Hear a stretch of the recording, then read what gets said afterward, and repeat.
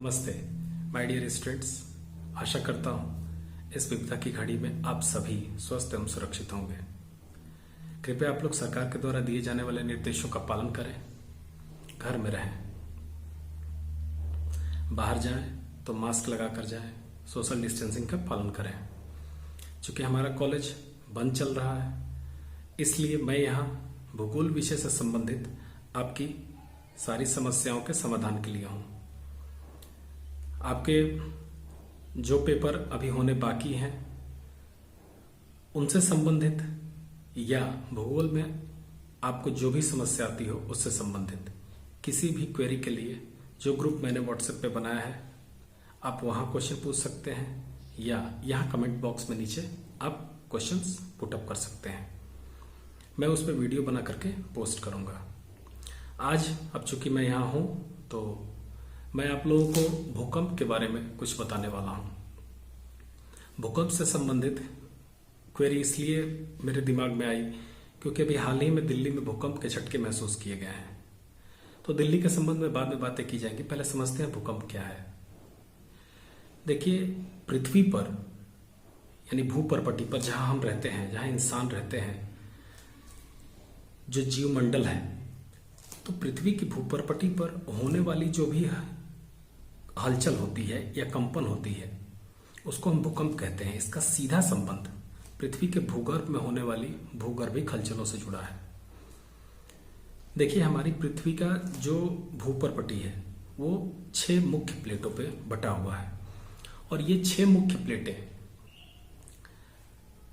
निरंतर स्वतंत्र रूप से यानी फ्रीली मूव करती हैं एक जगह से दूसरी जगह। ऐसी ही एक प्लेट पर हमारा देश भी यानी भारत भी टिका हुआ है या स्थित है।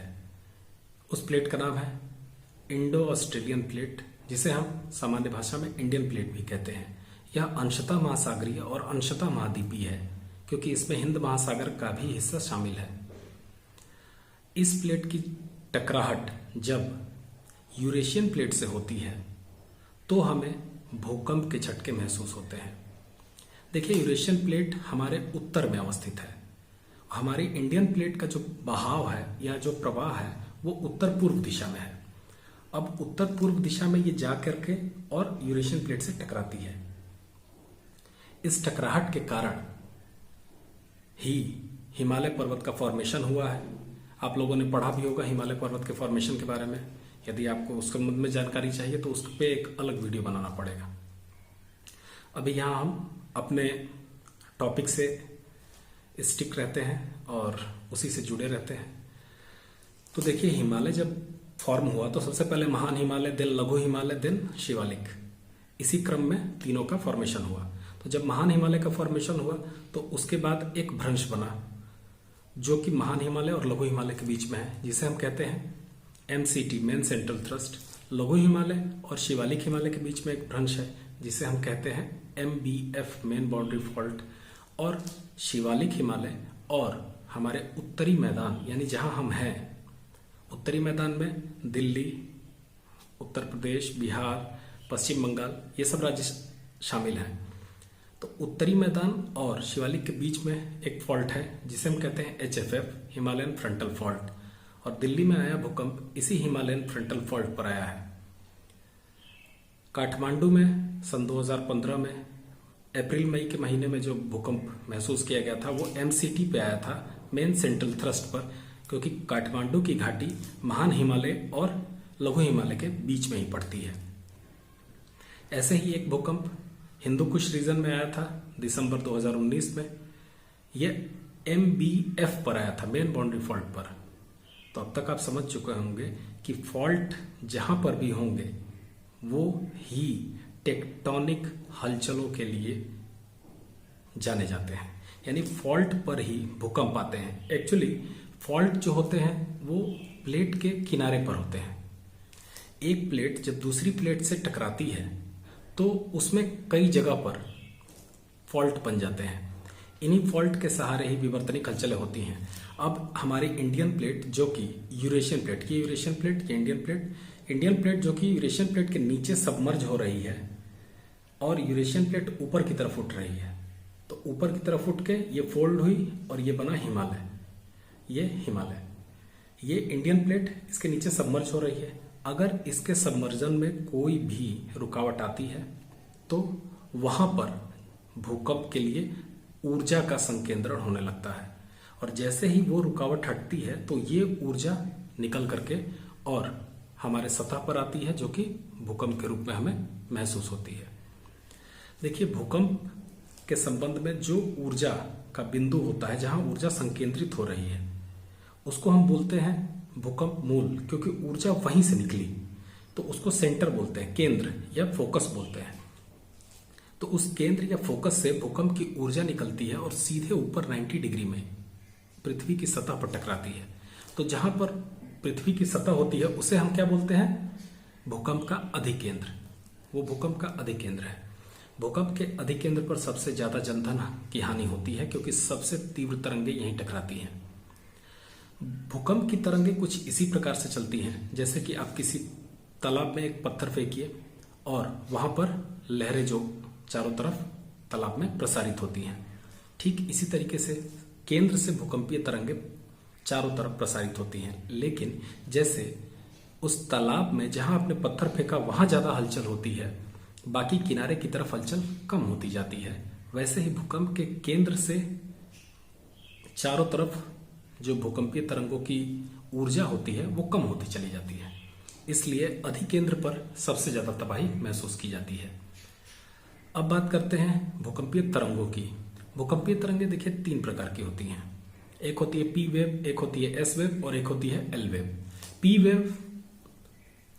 वेव सबसे तेज तरंग है, तो एल वेव सबसे सुस्त तरंग है।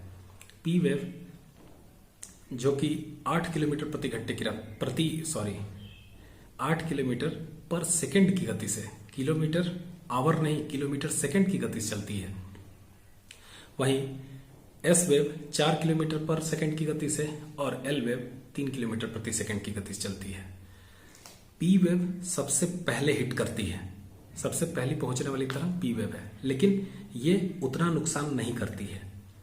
एस वेव इसके बाद आती है, ये भी उतना नुकसान नहीं पहुंचाती है। लेकिन एल वेव जो कि लव वेव कहलाती है, जिसे HD लव ने ढूंढा था, इसलिए इसको लव वेव भी बोलते हैं। इसे हम लोग धरातलीय तरंग या सरफेस वेव भी बोलते हैं। ये तरंग सबसे बाद में आती है, सबसे सुस्त होती है, लेकिन सबसे विनाशकारी होती है। ये सबसे ज्यादा तबाही मचाती है, क्योंकि यह सरफेस पर चलने वाली तरंग है और हम सरफेस पर ही रहते हैं। पी वेव्स सिर्फ और सिर्फ पी वेव जो होती है वो सॉलिड, लिक्विड और गैस तीनों फॉर्म में से गुजर सकती है।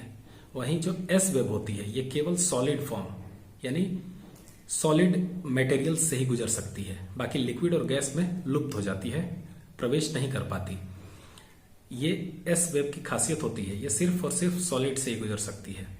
वहीं बात करें हम जब एल वेव की, तो एल वेव भी सॉलिड, लिक्विड और गैस तीनों फॉर्म से गुजर सकती है। तो यहां आपने देखा कि एल वेव सबसे खतरनाक होती है, यानी धरातलीय तरंग सबसे विनाशकारी, और एस वेव सिर्फ और सिर्फ सॉलिड से ही गुजर सकती है, और पी वेव सबसे तेज होती है। अगर कहीं भूकंप आया है तो पृथ्वी के प्रतिध्रुवस्थ भाग यानी जहां भूकंप आया है उसके जस्ट अपोजिट भाग में पहुंचने में पी वेव को 21 मिनट का टाइम 21 मिनट्स में पहुंच जाती है। पृथ्वी के दूसरे हिस्से पर उसके एकदम जस्ट अपोजिट, जिसे प्रतिध्रुव कहते हैं, यानी एक ध्रुव पे आई तो दूसरे ध्रुव तक जाने में इसको 21 मिनट का ही टाइम लगता है। अब अगर इन तरंगों को हम देखें तो इन तरंगों के आने के बीच में कुछ समय का अंतराल होता है। तो इसी के बेसिस पर ये थोड़ी बहुत जो भविष्यवाणी होती है वो हो जाती है कि अगर ये तरंग अब आई है तो दूसरी तरंग कब आएगी। माना यह जाता है कि जो भूकंप की ऊर्जा होती है यदि वो ज्यादा है तो इन तरंगों के द्वारा मचाई जाने वाली तबाही भी ज्यादा होगी। अब बात करते हैं हम भूकंप के मापन की। भूकंप का मापन कैसे होता है?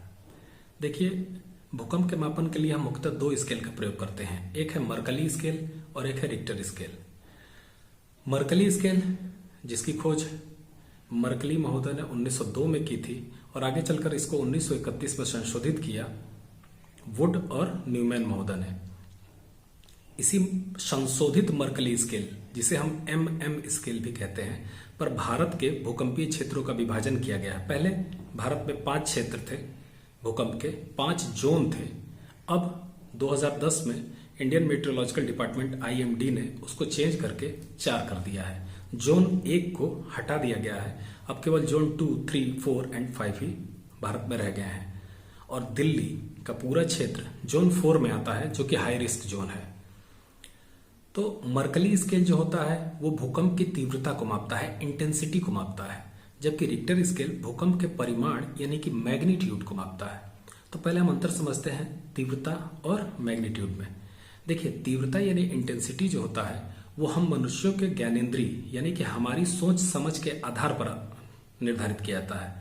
जैसे कि हम क्या सोचते हैं कि भूकंप ने कितनी तबाही मचाई, यानी कि भूकंप के द्वारा होने वाली पृथ्वी में गति और हमारे ऊपर उसका पड़ने वाला प्रभाव, यही क्या है? यही है इंटेंसिटी, यही है उसकी तीव्रता। यानी वो कितना घातक रहा, उसने कितनी चोट पहुंचाई। इसको हम मापते हैं मर्कली स्केल से। मर्कली स्केल का जो मापन होता है वो संख्या 1 से 12 तक जाता है और इसी के बेसिस पर मार्किंग दी जाती है। अब देखते हैं रिक्टर स्केल। रिक्टर स्केल की खोज चार्ल्स F रिक्टर ने की थी। रिक्टर स्केल पूरी तरीके से एक गणितीय पैमाना है, मैथमेटिकल प्रोसेस है। इसे लघु गुणक पैमाना भी कहते हैं, क्योंकि इस पर आने वाले भूकंप की जो सबसे तीव्र होगा उसकी कोई भी मात्रा या उसकी स्केलिंग नहीं की गई है। अभी तक सबसे तीव्र गति का जो भूकंप आया है वो 9 के आसपास है, 9 अंकों के आसपास। यह उससे भी ज्यादा का मापन करने में सक्षम है। तो भूकंप को मापने के लिए रिक्टर स्केल का प्रयोग इसलिए करते हैं क्योंकि यह सीधे भूकंप की ऊर्जा को नापता है। ऊर्जा से मतलब भूकंप के द्वारा मुक्त की गई ऊर्जा। जहां पर भी प्लेट्स थोड़ी देर के लिए ही सही रुकती हैं, वहां पर कुछ ऊर्जा का संकेंद्रण हो जाता है और जैसे ही प्लेट उस बाधा को तोड़ के आगे बढ़ती है तो वो ऊर्जा मुक्त हो जाती है। उसी ऊर्जा को सीधे सीधे रिक्टर स्केल माप लेता है। तो ये रिक्टर स्केल की बात हो गई।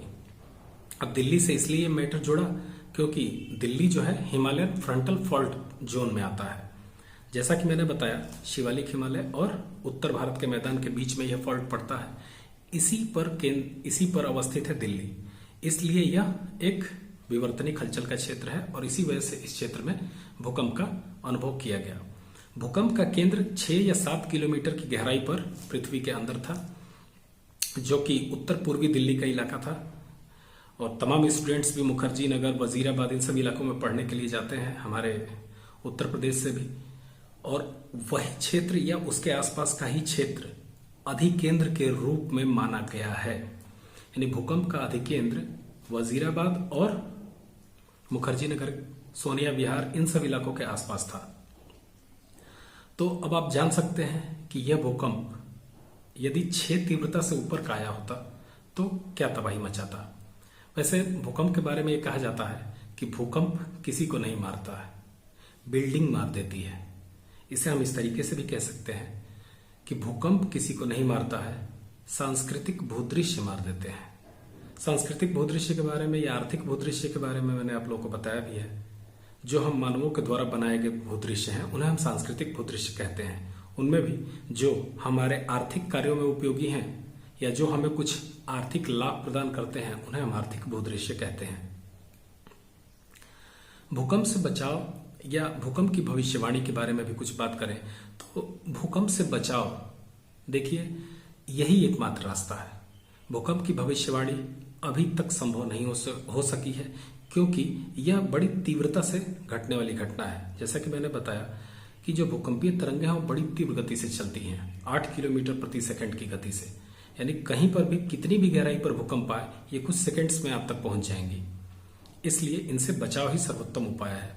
हाँ, कुछ चीजों को लेकर के इस पे हम अंदाजा लगा सकते हैं, जैसे कि बड़े भूकंप आने से पहले पृथ्वी पर छोटी छोटी दरारें पैदा हो जाती हैं। इन दरारों के सहारे भूमिगत जल उसमें प्रवेश कर जाता है और यह जो जल या पानी अंदर की तरफ जाता है वो जैक की भांति कार्य करता है। जैक तो आप लोगों ने देखा ही होगा, जो कार या बस ट्रक के पहिए बदलने के लिए यूज किया जाता है जैक, वो जैक उसी तरीके से कार्य करते हुए भूमि को ऐसे फुला देती है। ये जल जब भूमि को फुला देता है तो भूमि गुंबदाकार रूप में ऐसे उठ जाती है। तो पृथ्वी के इस उठे हुए सतह को ही हम दाब खादिता या डायलाटेंसी कहते हैं। इस दाब खादिता को देखकर अंदाजा लगाया जा सकता है कि कोई बड़ा भूकंप आने वाला है। दूसरा, पशु पक्षियों का कुछ आचरण भी बदला हुआ नजर आता है, तो इससे भी हमें अंदाजा लगता है। एक प्रकार की गैस होती है रेडॉन, रेडॉन गैस का निकास ज्यादा हो जाता है, इससे भी हमें अंदाजा लगता है कि भूकंप का जो विभीषिका है वो कुछ देर में प्रकट होने वाली है। तो इन सब चीजों से हम अंदाजा लगा सकते हैं। इसकी कोई भी सक्षम भविष्यवाणी संभव अभी तक नहीं हो सकी है। तो आप लोगों को इस संबंध में और कोई भी जानकारी, कोई भी संशय रह गया हो तो उसको आप नीचे कमेंट बॉक्स में या ग्रुप के मैसेज में आप बता सकते हैं। मैं उस पर क्लेरिफिकेशन आपको दे दूंगा। उम्मीद करता हूं आप लोगों को भूकंप के बारे में मैं कुछ समझा पाया हूंगा। Thank you so much.